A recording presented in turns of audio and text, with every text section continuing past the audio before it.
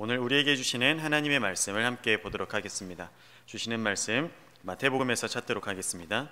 마태복음 18장 12절에서 14절의 말씀입니다. 제가 가진 성경으로 신약성경 30쪽 근처에 있습니다. 마태복음 18장 12절에서 14절의 말씀을 우리 한 절씩 교독하도록 하겠습니다. 12절의 말씀을 제가 먼저 읽겠습니다. 너희 생각에는 어떻겠느뇨? 만일 어떤 사람이 양 100마리가 있는데 그 중에 하나가 길을 잃었으면 그 99마리를 산에 두고 가서 길 잃은 양을 찾지 않겠느냐?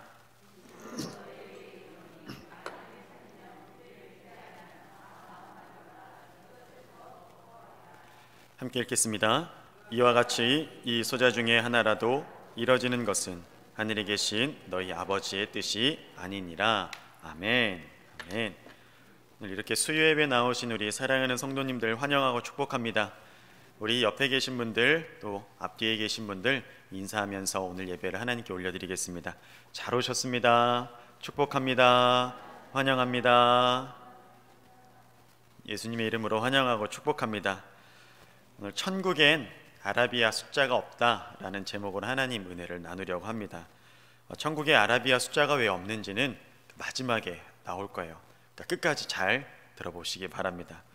그리고 1988년에 미국 항공우주국, 우리 나사라고 이렇게 알고 있죠. 그 나사에서 화성 기후 탐사선을 이렇게 발사했어요. 근데 이 기후 탐사선이 화성에 채 도착하기도 전에 교신이 끊겼어요. 근데 교신이 끊기고 몇 시간 후에 화성의 그 대기 마찰과 압력을 견디지 못하고 화성에 착륙도 못한 채 공중에서 이렇게 분해되는 사건이 있었습니다.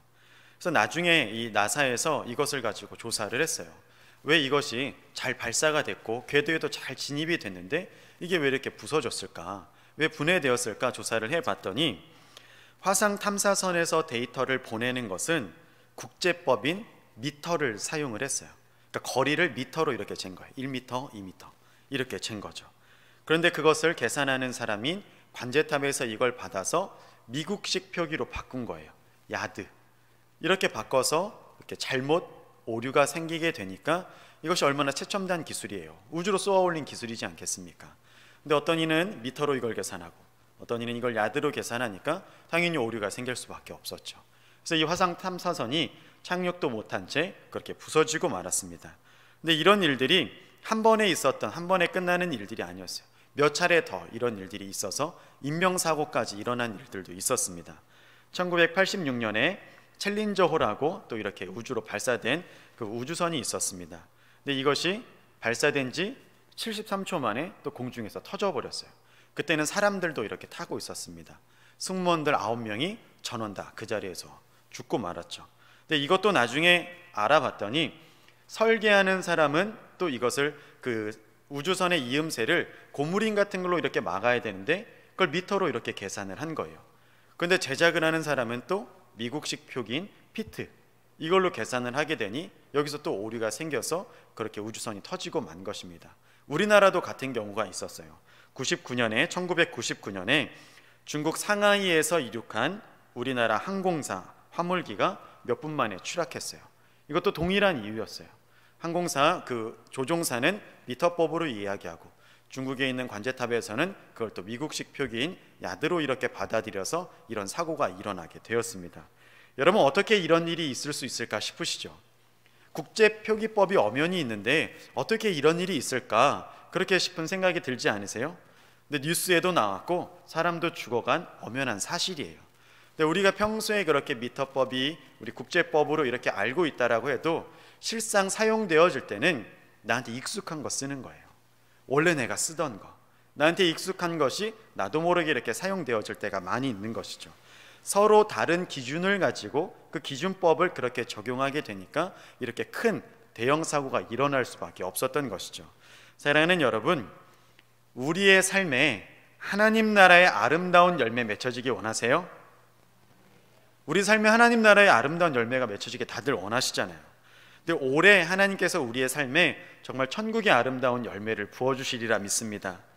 근데 우리가 천국의 그런 아름다운 삶의 열매를 맺어가기 위해서는 어떻게 살아가야 할까요? 정답은 분명히 있잖아요. 하나님 나라의 법으로 살아가면 되잖아요. 하나님 나라의 삶을 누리기 위해서는 하나님 나라의 법을 가지고 살아가는 것이 당연한 이치이지 않겠습니까? 주님은 이렇게 말씀하세요. 그런데 우리는 그 방법으로 살아가지 않고 내 원대로, 내 마음에 맞는 방법대로 살아갈 때가 있는 것이죠. 주님이 원하시는 방법대로 살아가진 않은데 주님께서 우리에게 주시고자 하시는 그런 축복의 삶을 또 살아가기 원하는 것이 우리네 마음인 것 같습니다. 천국의 셈법으로 내 삶을 헤아려서 살아가야 하는데 막상 우리의 삶을 들여다보면 천국의 셈법이 아닌 세상적인 셈법이 내 안에 발휘될 때가 너무 많이 있다라는 거죠. 그래서 바라기는 천국의 아름다운 열매를 누리면서 살아가고 싶지만 세상적인 방법으로 살아가다 보니 우리 삶에 맺혀지는 열매들이 어떻습니까? 천국의 것이기보다는 세상 나라의 것으로 우리 삶에 맺혀질 때가 훨씬 더 많이 있지 않습니까? 여러분, 셈법이 달라지면 가치를 매기는 것도 달라지게 되어 있어요. 세상은 어떤 것을 우리에게 중요한 가치로 이야기하죠? 더 모아라, 더 부를 축적해라, 더 높은 자리에 가라, 사람들 위에 군림해라, 이런 것을 세상에서는 중요한 가치로 이야기하지 않습니까? 그러나 천국의 셈법, 천국의 가치는 어떤 것을 우리에게 가르쳐주죠? 나눠라, 섬겨라, 져줘라, 베풀어줘라, 이런 것을 우리에게 가르쳐주고 있지 않습니까? 희생하고 섬기는 것을 가장 중요한 가치로 가르쳐주는 것이 우리가 살아가는 천국의 셈법이지 않습니까? 근데 우리는 어떤 셈법으로 살아가시는지 한번 곰곰이 생각해 보시기 바라겠습니다. 교회에서는 천국의 셈법이 좀 발휘되는 것 같아요. 그러나 세상에서는 어떤 것 같습니까? 천국의 셈법이 발휘되는 것이 쉽습니까? 져주면 손해보는 것 같고 희생하면 나만 바보가 되는 것 같은 그런 느낌들 받으실 때 많이 있지 않습니까? 성경은 가지고 다니는데 삶에는 말씀이 없고, 성경은 외우는데 지식은 있는데 삶이 말씀으로 풀어지지 않는 그런 점들 우리가 경험하지 않습니까? 삶을 전혀 다른 셈법으로 살아가고 있기 때문에 하나님의 말씀이 우리 삶에 풀어질 수가 없는 것이고 천국의 열매를 우리가 누리면서 살아갈 수 없는 그런 지점들이 분명히 있다는 거죠. 우리가 은혜도 받고 결단도 하지만 결국 결정적인 승리를 우리가 얻을 수 없는 것은 결정적인 자리에 가서는 천국의 셈법이 아닌 세상의 셈법을 내 안에 적용하기 때문이지 않습니까? 그러면서 스스로에게 타협하면서 이렇게 이야기하죠. 말씀은 말씀이지, 세상 방법은 따로 있지. 어떻게 말씀대로 세상을 살아? 어떻게 이것으로 세상을 살아? 바보 같잖아, 뒤로 가는 것 같잖아. 그렇게 스스로를 타협하면서 그냥 쉬이 넘어가는 경우들이 우리 안에 왜 없겠습니까? 여러분, 우리 안에도 이것을 이렇게 적용하고 그렇게 살아내다 보면 은연중에 내 주변에 그 영향력을 받게 되어 있어요. 가장 가깝게는 나의 자녀, 나의 가족들 중에서 천국을 살아라, 믿음으로 살아라, 하나님 나라를 살아라 이렇게 이야기하지만 내 삶의 모습이 결코 그렇지 못하기 때문에 자녀들도 가족들도 은연중에 그런 모습으로 살아가게 되는 것이죠. 여러분, 제가 좀 세련되게 생겼어요. 그렇지 않은 것 같죠? 제가 이렇게 생겼어도 대도시 출신이에요. 대전 광역시, 무려 광역시 출신이에요. 우리 안산 시민들은 광역시의 느낌을 잘 모르시죠? 제가 대도시 출신인데 지금은 빵집이 더 유명한데 제 어렸을 때는 온천이 참 유명했어요. 유성온천이라고 하면 다 알아줄 만큼 참 유명했습니다. 그래서 저희 학창시절, 어린 시절에는 집에서 조금 이렇게 버스만 타고 이렇게 조금 나가면 호텔에서 운영하는 수영장들이 참 많이 있었어요. 온천이 같이 있었기 때문에 그런 것들이 잘 발달되어 있었습니다. 그래서 초등학교 고학년 때 어머니한테 이제 처음으로 용돈을 받아서 친구들 두 녀석이랑 이렇게 수영장을 가기로 약속을 한 거예요. 얼마나 설렜겠어요. 근데 어머니가 그날 저에게 용돈을 무려 10,000원을 주셨어요. 여러분, 25년 전에 10,000원이 얼마나 큰 돈이에요. 초등학생이잖아요. 할 게 많잖아요. 그래서 저는 10,000원을 가지고 왔고 또 이제 두 친구랑 이렇게 같이 가는데 한 친구는 5,000원을 가지고 왔어요. 한 친구는 3,000원을 가지고 왔어요. 근데 여러분, 실내 수영장은 지금도 그렇지만 들어가려면 준비물이 필요해요. 수영복, 또 수영 모자, 수영 안경, 이게 있어야 들어갈 수 있어요. 근데 저는 다 챙겨갔어요. 다 챙겨갔는데 친구 한 녀석이 수영 모자를 안 가지고 온 거예요. 또 한 녀석은 수영 안경을 안 가지고 온 거예요. 그래서 이제 이것을 사야 되는데 그 친구는 5,000원밖에 없고 이 친구는 3,000원밖에 없는 거예요. 그래서 생각하기로 우리가 재밌게 잘 놀아야 되는데 이 친구들 돌아가게 할 수도 없고, 그러니 제가 그렇게 얘기했어요. 야, 그럼 우리 돈을 합치자. 그럼 18,000원이 되잖아요. 그래서 그 18,000원으로 너 모자 사 하고 너는 안경 사 하고 이렇게 사서 들어가서 재밌게 놀았어요. 그래서 놀고 나와서 한참을 놀고 나와서 셋이서 왕뚜껑 사발면 이렇게 먹고 집에 돌아가는 버스를 탔더니 돈이 딱 떨어지더라고요. 그래서 제 마음은 흡족했어요. 재밌게 잘 놀았거든요. 신나게 놀고 왔거든요. 그래서 어머니께서 이제 일터에서 돌아오셔서 그날 밤에 저한테 물으시더라고요. 오늘 잘 놀았냐? 재밌게 놀았냐? 그래서 예 어머니 잘 재밌게 놀았다. 근데 너 10,000원 준 거 어떻게 했어? 물어보시는 거예요. 쓰라고 주셨으면서 물어보시더라고요. 그래서 어머니한테 엄마 내가 이랬고 저랬고 이랬어 자랑스럽게 얘기했어요. 그럼 저희 어머니가 어떻게 반응하셨을까요? 아유 잘했다. 아유 내 아들 잘했다. 이랬을까요? 안 그러셨어요. 우리 성도님들도 다 부모님 세대시라서 잘 아시겠지만 내 자녀가 뭔가 조금 손해보는 것 같으면 부모님들 마음은 속이 상해요. 네가 10,000원을 가지고 있고 얘가 5,000원, 3,000원을 가지고 있으면 지금 네가 크게 손해를 본 거다. 너 바보냐? 계산도 못하냐? 이렇게 꾸지람을 들었어요. 근데 저는 제가 왜 혼난지 모르죠. 어렸으니까요. 근데 나중에 장성해서 이렇게 물어보니까 어머니가 그런 말씀을 하시더라고요. 네가 너무 바보 같더라. 손해보고 사는 게 엄마 마음으로는 좀 속이 상했다. 그냥 그렇지 않고 그냥 네가 더 이익을 보고 그랬으면 좋았을 텐데 그렇게 사는 것 같아서 그러면서도 무엇을 손해 봤는지도 모르고 헤헤거리는 그 모습이 속이 상하더라. 이렇게 말씀하시는 거예요. 그때는 저는 몰랐어요. 이해할 수가 없었어요. 근데 지금 이제 저도 아버지가 되어서 아들을 이렇게 키우다 보니까 나중에 제 아들이 조금 커서 저처럼 그렇게 다니고 손해보고 왔는데 뭘 손해봤는지도 모르고 그냥 헤헤거리고 다니면 저도 속이 상할 것 같은 거예요.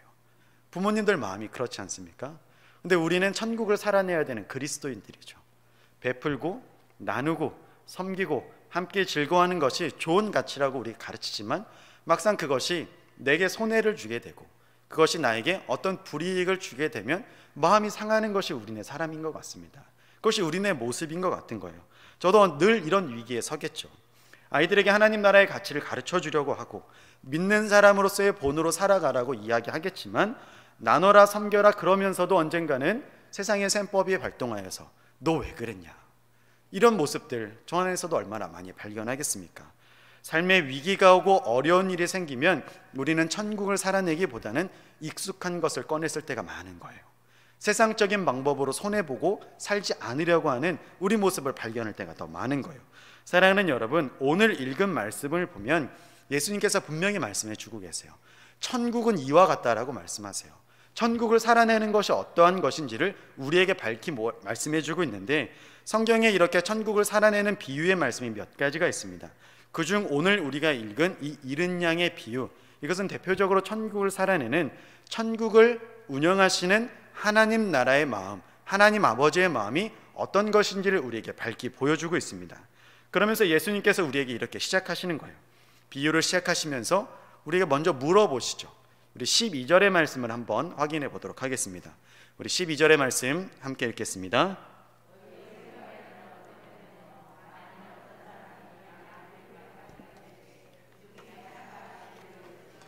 그 99마리를 산에 두고 가서 길 잃은 양을 찾지 않겠느냐. 아멘. 예수님 물어보세요. 너희 생각엔 어떠냐? 내 얘기를 듣고 생각해 봐라. 이 비유는 예수님이 그동안 하신 비유랑은 조금 다른 거예요. 잃은 양의 비유, 우리 내용이 그렇게 어렵지 않죠. 다들 잘 아시죠? 목동이 양 100마리를 데리고 산으로 들로 헤매면서 좋은 풀을 먹이려고 해요. 그런데 이제 해가 뉘엿뉘엿 질 때가 되어서 이제 돌아올 때가 됐는데 어떤 일이 일어나죠? 한 마리가 안 보이는 거예요.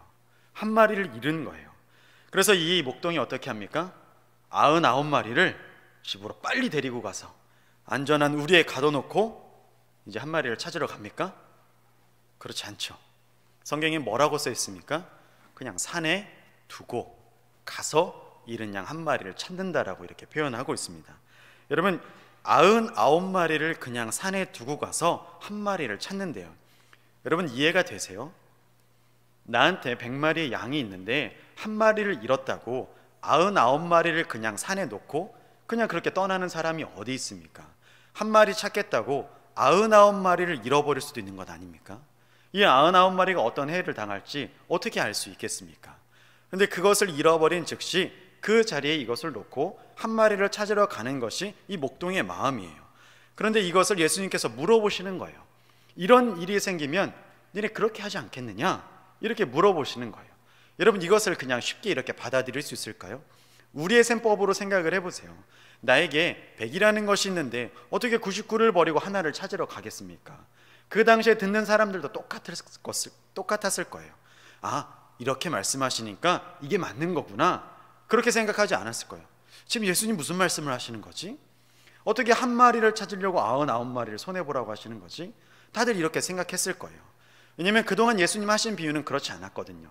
예수님 하신 비유들을 보면 씨 뿌리는 자의 비유, 어부가 잡은 물고기, 아니면 드라크마 비유, 이런 것들을 보면 다 그 생활 안에 있는, 그 문화권 안에 있는 것을 가지고 설명하셨기 때문에 다들 알아듣기가 편했어요. 이해하기가 쉬웠어요. 근데 오늘 이른 양 이 비유도 상황과 배경은 이해하기 쉬웠는데 목동이한 행동에 대해서는 이해하기 어려운 말씀인 거죠. 어떻게 이렇게 손해보라고 말씀하시는 거지? 이런 생각이 그들 안에도 있었던 것이죠. 여러분, 이러한 셈법은 하나님 나라의 셈법이기 때문에 가능한 것이죠. 그리고 하나님 나라의 셈법을 오늘날 우리가 살아내야 되는 그 셈법으로 우리가 받으셔야 한다는 겁니다. 여러분, 예수님께서 말씀하시기를 99마리를 버려두고 한 마리를 찾고, 그리고 그 한 마리를 찾았을 때 한 마리를 찾은 그 기쁨이 이 99마리보다 더 기쁘다라고 오늘 말씀에서 나타내주고 있죠. 여러분, 우리 이해 생각으로는 말도 안 되는 것인데 예수님께서는 이 비유를 통해서 우리에게 이렇게 정리해 주세요. 우리 14절의 말씀을 함께 읽어보도록 하겠습니다. 우리 함께 읽겠습니다. 이와 같이 이 소자 중에 하나라도 이루어지는 것은 하늘에 계신 너희 아버지의 뜻이니라. 아멘. 사랑하는 여러분, 천국의 셈법이 뭐라고요? 하나를 찾기 위해 99을 뒤로 할 수 있는 것이 천국의 셈법이라고 말씀하시는 거예요. 하나를 잃는 것 하나님 아버지 원치 아니하신다, 이렇게 분명히 말씀하고 있습니다. 여러분, 우리가 잘 아는 포도원 품꾼의 비유도 똑같지 않습니까? 포도원 품꾼의 비유도 천국의 비유예요.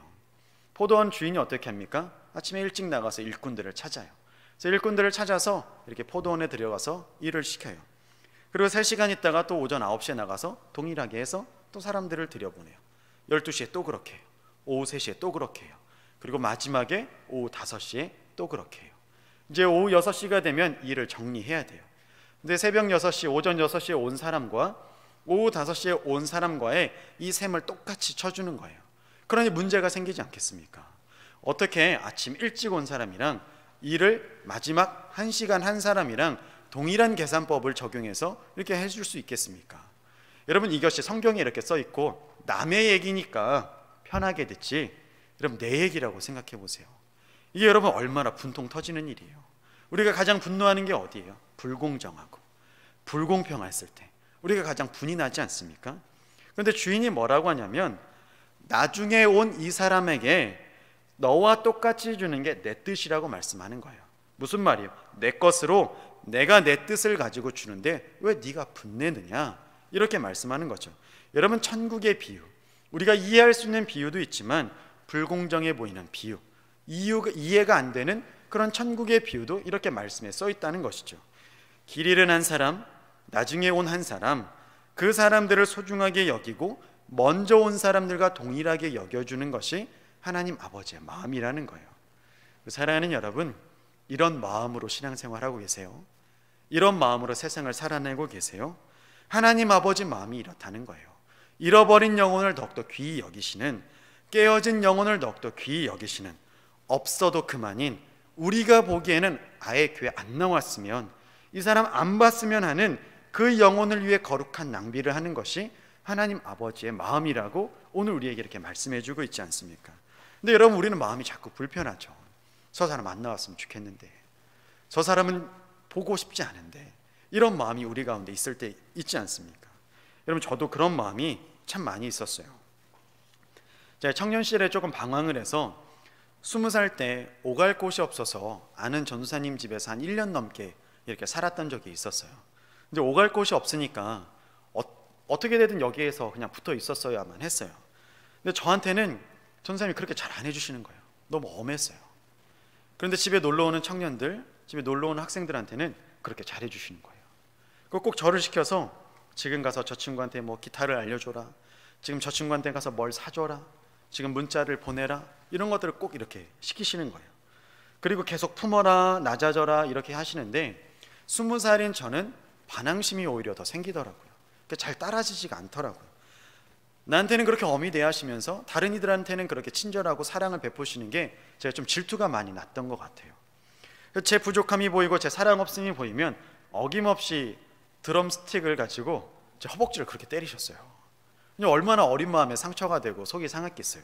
그래서 하루는 펑펑 울면서 따졌어요. 전도사님, 왜 나만 때리냐고, 왜 나한테만 이렇게 잘 대해주지 않냐고, 쟤들은 이렇게 잘해주고 쟤들은 이렇게 대해주면서 왜 나한테는 한 번을 따뜻한 말 한마디를 안 해주냐고 막 이렇게 울면서 따졌어요. 그랬더니 그날은 위로해 주시더라고요. 위로해 주시면서 하시는 말씀이, 근데 너 그거 아니, 넌 아들이고 걔네들은 손님이야. 쟤네들은 언젠간 떠날 애들이야. 쟤네들하고는 언젠간 거리가 생길 거야. 그러니 쟤네가 떠날 때까지 난 최선을 다해서 쟤네들을 섬겨줘야 돼. 그러나 넌 아들이라 다 누릴 수 있지 않니? 이런 이야기를 하시는 거예요. 그래서 제가 뭐라고 대답했을까요? 그 이야기를 듣고, 그럼 저도 손님 할래요. 그렇게 대답했어요. 얼마나 어린 마음에 그것이 상처가 됐겠습니까? 이런 성경으로 보면 은혜가 되고 다른 사람의 간증이면 그것이 은혜가 되는데 내 안에서, 내 옆에서 그런 일들이 일어나면 여러분 가슴 아프고 병나는 일이에요. 우리 교회 안에서도, 우리 교회에는 그런 일들이 없지만 새롭게 누가 우리 교회에 들어왔는데 연약함이 많고 서투름이 많으면 이런 사람들은, 목회자들은 더 품을 수밖에 없어요. 근데 그런 사람들에게 손이 가게 될 수밖에 없죠. 근데 오래되신 분들, 성숙하신 분들, 그런 분들이 목사님께서 새로운 영혼을 품느라 바쁘시지, 목사님 나한테는 안 그래도 돼, 이렇게 넘어가실까요? 잘 그렇지 않아요. 나한테 전화 좀 해주시지, 나도 좀 만나주시지, 이게 사람 마음이지 않습니까? 그러나 연약한 자, 이제 막 주님 믿기 시작한 사람, 붙들어주지 않으면 안 되는 그런 사람들, 우린 그런 자들에게 가장 많은 사랑을 부어주어야 하지 않겠습니까? 여러분, 이것이 천국의 셈법 아니겠습니까? 나에게는 좀 그렇지 않더라도 연약한 자, 붙들어줘야 될 사람에게 사랑을 가지고 찾아가는 것이 90마리보다 한 마리를 더욱더 귀히 보시는 하나님 마음이지 않겠습니까? 천국의 아름다운 열매를 살아가길, 천국의 열매를 우리 인생 가운데 맺길 원하는데 세상적인 셈법을 가지고 교회 안에서도 동일하게 적용하면서 하나님 나라의 영역을 누리고자 하는 우리 안에 모순된 모습들이 얼마나 많이 있습니까? 사랑하는 여러분, 우리 안에는 이러한 모습들이 없었으면 좋겠어요. 여러분, 이건 정말 실화인데 어떤 교회에 유명한 무당이 회심하는 사건이 있었어요. 그 무당이 이제 그 교회를 출석하기 시작을 했죠. 그래서 이 성령의 강권적인 역사와 은혜로 무당이 이제 회심을 해서 교회를 다니기 시작하는데, 여러분, 우상 숭배하시던 분들은 이렇게 가만히 보면 자기가 이렇게 섬겼던 신에게 하듯이 하나님을 이렇게 대하세요. 그래서 이 무당도 아침에 일찍 일어나요. 그래서 온몸을 정결하게 씻고 머리털 한 올 삐져나오지 않게 딱 이렇게 빗고 제일 좋은 옷 입고 하나님 그렇게 섬겨요. 근데 주변 사람들 보기에 그냥 보기 좋았을까요? 보기 안 좋았을 거예요. 보기 안 좋았어요. 감히 무당이 우리 교회를 출입해? 이런 시기심과 질투심들이 생기고, 또 목사님들은 이 무당이 회심했다고 하니 이에게 더욱더 많은 사랑을 베풀어 줬어요.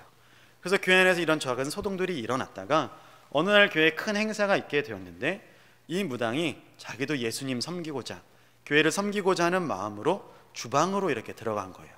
근데 이제 주방에 좀 영향력 있는 권사님, 집사님들이 거기서 심한 모욕을 준 거예요. 어디 감히 무당이 교회를 출입하냐, 어디 니까지 게, 이러면서 결국엔 이를 무릎까지 꿇친 거예요. 그래서 이가 교회를 더 이상 다니지 못하고 다른 교회로 옮기는 일이 생긴 것입니다. 여러분, 나는 오전 6시에 온 사람인데 저 사람은 오후 5시에 온 사람이 나랑 어떻게 똑같은 대접을 받아? 나는 99마리에 포함되어 있는 양인데 저 잃은 양 저 한 마리 때문에 혹시 우리 안에 이런 마음이 있지는 않습니까? 이런 불편함이 있지는 않습니까? 여러분, 이 생각을 버리지 않는다면 천국의 셈법은 언제나 우리에게 불이에요. 하나님 나라의 영역은 언제나 우리에게 불공정할 수밖에 없어요. 그런데 여러분, 반드시 우리가 기억해야 할 것은 우리가 불공정하다고 생각하는 그 잡이 말도 안 된다고 생각하는 그 기다림과 그 사랑의 가장 큰 수혜자가 바로 나라는 사실을 기억하시기 바랍니다. 여러분, 우리가 어떻게 구원받을 자격이 있어서 구원받았습니까? 예수님 핏값을 우리가 감히 어떻게 감당이나 할 수 있겠습니까? 그저 조건 없이 베풀어 주시는 그 천국의 사랑을 나에게 먼저 부어주셨기 때문에 우리가 지금 이 자리에 이렇게 서 있는 것 아니겠습니까?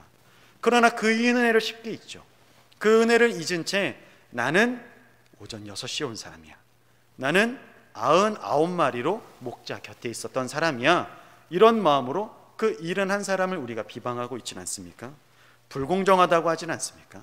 불평이 있지는 않습니까? 하나님의 자비하심이 우리에게는 적용되지 않는다고 그런 말을 쉬이 내뱉지는 않습니까? 사랑하는 여러분, 천국의 셈법을 잃어버리고 세상의 셈법으로 살아내는 순간 하나님의 자비가 그렇게 보여줄 수밖에 없는 것입니다. 여러분, 오늘 말씀의 제목이 천국엔 아라비아 숫자가 없다, 이렇게 지어봤어요. 시예요. 그 시의 한 부분을 제가 읽어드리겠습니다. 모든 것이 수치화되고 서열화되고 계량화되고 그것을 한순간도 벗어나서 살 수 없는 아라비아 숫자의 세상. 언제부터 우리는 이런 숫자의 세상에 살게 되었을까? 적어도 이 땅에서는 벗어나지 않을 것 같은 삶이지만 천국엔 아라비아 숫자가 없다. 이런 시예요. 모든 것을 수치화하고 모든 것을 수치로, 가치로 이렇게 매긴다라는 것이죠. 여러분, 그것을 신앙의 우열의 척도로 삼기도 해요. 너 몇 년 다녔어? 우리 교회 몇 년 됐어? 우리 교회 몇 명? 나 헌금 얼마 해? 이런 수치로 우리의 신앙의 우열을 판단하려고 하지도 하는 모습들도 우리 안에 나타날 때도 있다는 거죠. 그러나 한 영혼이 천하보다 귀하다는 것이 하나님 나라의 셈법인 줄 믿습니다. 그것이 하나님 나라 아버지의 마음인 줄 믿습니다. 예수님이 보여주신 천국은 계산하고 우리의 잣대로 헤아리려고 하는 것이 아닌 하나님께서 보여주신 오히려 거룩한 손해를 보고 가는 것이 하나님 나라의 셈법인 줄 믿습니다. 사랑하는 여러분, 너무 믿어서 망한 사람은 없어요. 어정쩡하게 가다가 믿다 말아서 그것이 어그러지는 경우들은 덜어 있는 것 같습니다. 여러분, 올 한 해 하나님 부어주시는 그 은혜를 붙들고 천국의 아름다운 삶을 소망하시길 간절히 축복합니다.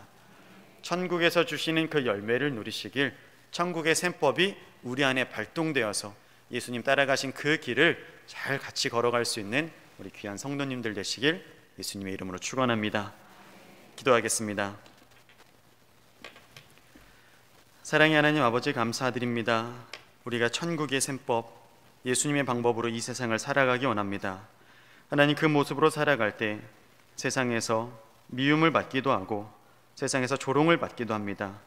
세상의 셈법을 살아가지 않아서 당하는 그 고난과 환난을 주님의 이름으로 이겨내게 인도하여 주시옵소서. 결정적인 순간에 세상의 법이 아닌 하나님 나라의 법을 살아내게 인도하여 주옵시고 그를 위해 기도로 우리의 신앙을 쌓아갈 수 있는 우리 성도들이 되게 하여 주시옵소서. 2022년을 허락하신 하나님 감사드립니다. 올 한 해 하나님 나라를 살아가게 하시고 천국의 평안과 하늘의 신령한 축복을 누리고 살아가는 우리 모두가 되게 인도하여 주시옵소서. 오늘도 예배의 자리 나올 때 하나님 아버지께 우리의 감사의 마음을 올려드립니다. 1,000번째 예물을 올려드립니다. 각종 사역을 후원하여 드리는 이 예물 주님께 올려드리오니 기뻐 받아 주시옵소서. 하나님, 더욱더 우리에게 갈급함을 더하여 주셔서 예배를 사모하게 하여 주옵시고 하나님을 만날 수 있는 그 마음까지도 허락하여 주시옵소서. 오늘 우리에게 하나님 나라의 말씀을, 하나님 나라의 마음을 알려주심에 감사드리오며 우리 구주 예수님의 이름으로 기도드립니다. 아멘.